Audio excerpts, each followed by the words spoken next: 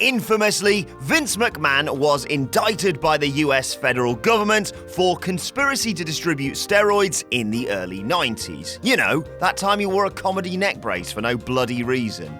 The terms set against McMahon included a minimum jail sentence of 11 years, the seizing of the WWF's office building, and a hefty $2 million fine.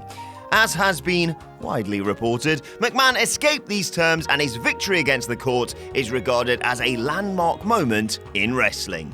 Things sure would have been a lot different had one of the most important men in the industry been locked away for over a decade. Vince himself has been on the other side of this coin too, fining many of his wrestlers for violating his own set of rules and guidelines. Although, considering he hates sneezing and doesn't know what a burrito is, I dread to think what the McMahon rulebook looks like. But he's not the only company which is ruled with an iron fist at times. I'm Adam Wilborn from What Culture, and these are 10 stunning incidents which led to wrestlers being fined. Number 10. Andre loses his cool with cameraman. In 1980, following an in-ring loss, Andre the Giant instructed a cameraman to stop filming what was happening. And if Andre ever asks you to do something, whatever it is, you do it. Just look at the size of his hands. The event wasn't scheduled to be taped, but it's nonetheless unclear whether or not the big man was acting in character. One thing's for sure though, cameraman Ben Hildebrand didn't enjoy what happened next. Putting Hildebrand in a headlock, who at that moment I assume longed for the sweet release of death, Andre also damaged his camera, which was property of the KCRG TV station. Found guilty of criminal mischief, the wrestler was ordered to pay $233 to fix the camera equipment, and a further fine of $100 was charged for putting his hands on the non-wrestler. Just imagine though, being faced with an irate giant and not knowing whether or not it was part of the show. Number 9. Jake Roberts' costly punch. After wrestling in Daytona Beach in December 1988 and insulting the citizens of Florida, Jake Roberts got into a scuffle with a man by the name of John Bartlett. Just one punch later, and Roberts was fined $10,000, ordered to perform 100 hours of community service, and had to pay Bartlett's medical bills, which were as high as $11,000. That's more of a costly swing than when Nia Jax chinned Becky Lynch before Survivor Series. The judge, Gail Graziano, had little time for the bravado seen in pro wrestling and warned Roberts that he couldn't go around hitting others, regardless of his profession. The WWF, on the other hand, couldn't care less, probably because Jake won the fight. Number 8. The Commandments of Bill Watts.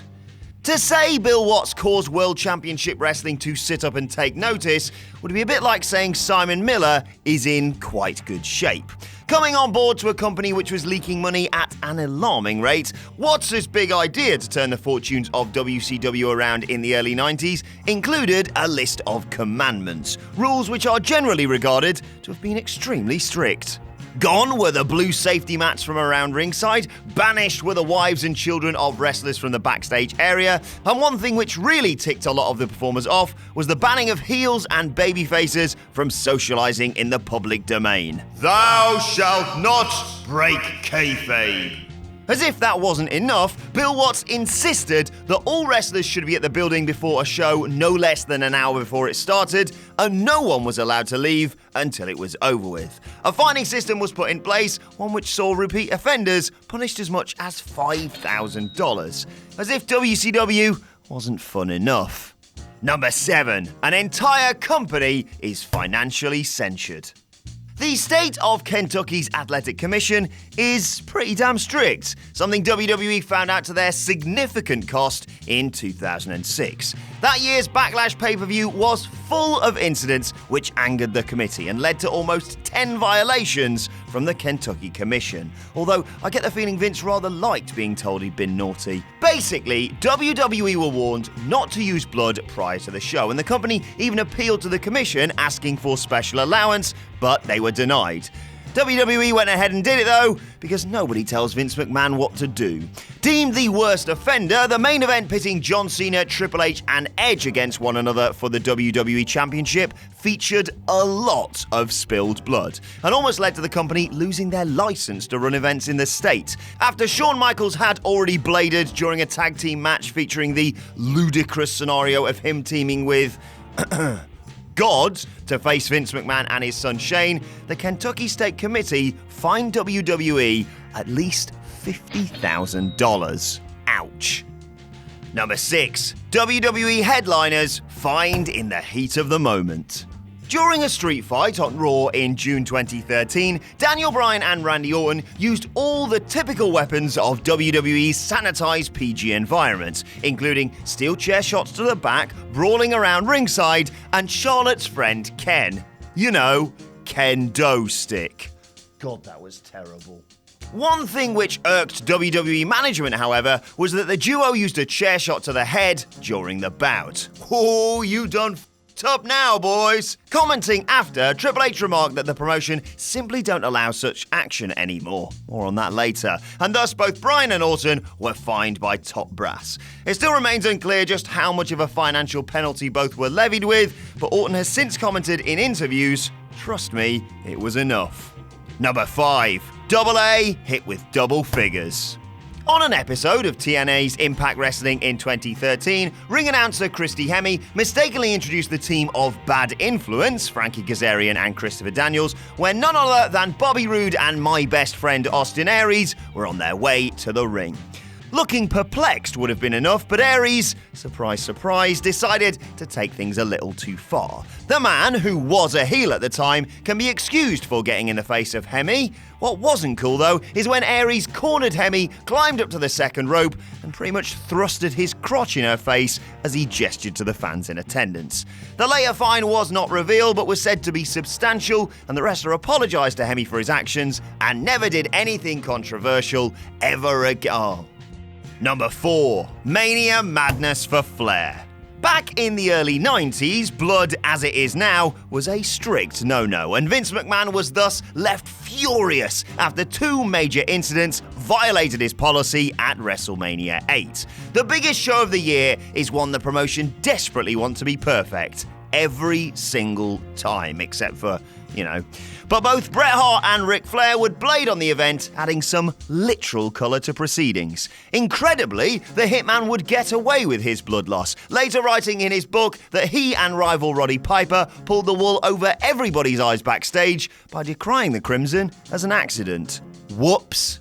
Ever the centre of attention, Ric Flair wouldn't get off so lightly, and neither would his opponent in the WWF title match, Macho Man Randy Savage. Noticeably blading, Flair gushed all over the place. Just like your mum! Thanks, Jules. His bleach blonde hair turning red within a few minutes of the cut. Fined several $1,000s for the incident, Savage was also given quite the dressing down by an irate McMahon behind the curtain. You have to wonder if it was worth it for both men. Yeah, of course it was.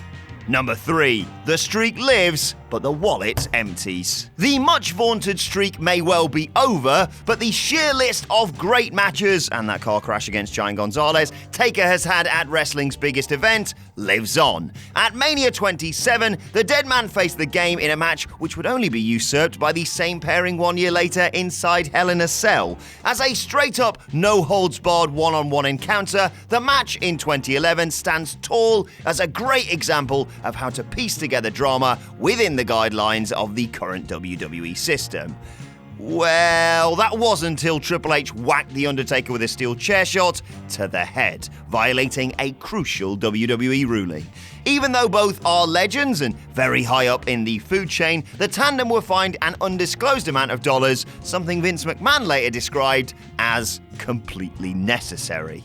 Number 2. CM Punk gets crowned by the King.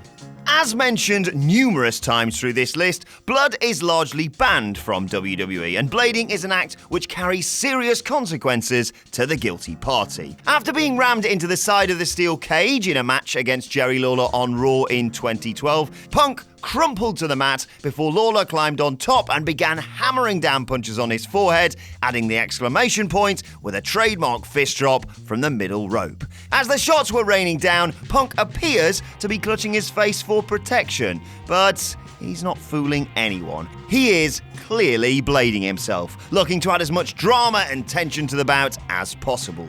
I mean, it worked, but Punk later claimed he was fined $500,000 for the incident. It is highly unlikely any fine was that high, but it also is plausible that Punk was hit with a financial penalty that would make anyone wince. Number 1. The animal goes into business for himself.